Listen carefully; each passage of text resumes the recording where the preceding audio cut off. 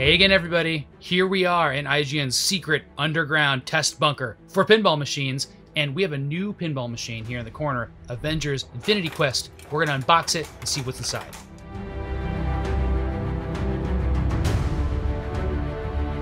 Infinity Quest is the latest in a long line of Marvel machines produced by Stern. In recent years, they've done Spider-Man, X-Men, Deadpool, Guardians of the Galaxy, even another Avengers game. As far as Marvel and Stern go, though, this is their best yet. The first thing you'll probably notice in this premium edition of Avengers is the tangle of ramps and wireforms in the back of the game. There are some really cool secret shots and hidden connections that return the ball to your flippers in a really satisfying way for that cool, flowy feel. Coolest of all, though, are these steep, vertical shots for the Avengers Tower and Captain Marvel ramps where the ball just defies gravity. Now, as far as rule sets go, this game is insanely complex, which is a good thing for long-term playability. But one simple thing to wrap your head around is the assembling of the Avengers.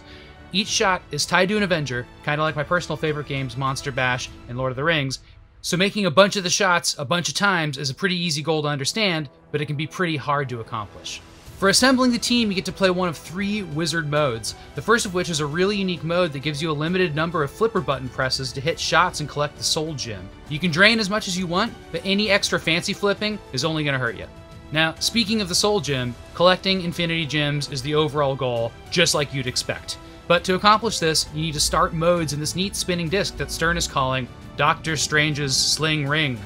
Basically, you hit it a bunch, it opens up, and you can shoot the ball inside. But it has a really cool glowing subway tube that connects to it, and you can lock balls in there, but to do that, you need to hit a bunch of shot combos. If what I just said sounds complicated, that's because it is. Check out Stern's 25-page rule sheet to see what I mean. So, on to simpler things, Thor Multiball is a really easy goal for beginning players. You just bash this Newton ball a few times, and you can score an easy Thor. Iron Man Multiball is a bit harder to accomplish, but the balls for it lock in this awesome Avengers Tower dead-end ramp thing, which not only freezes your ball in midair, but lines you up for a cool inner ramp or inner loop shot combo from the upper flip. You might notice that the Avengers hero selection is kinda odd.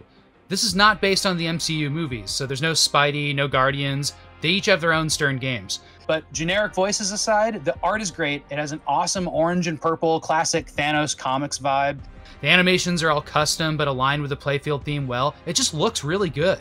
I cannot wait for you to spend some time with Avengers Infinity Quest if you haven't yet.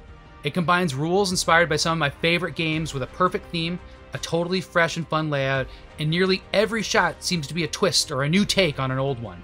And look how this beauty is constructed. So much metal to shoot versus plastic. As someone who takes care of a lot of machines, I love the durability of this one. So for more cool pinball unboxings, I've unboxed a few here in the garage, including the new Teenage Mutant Ninja Turtles machine. Check that out. I also unboxed a much smaller machine, this Dragon's Lair Mini. Check that out too, right here on IGN.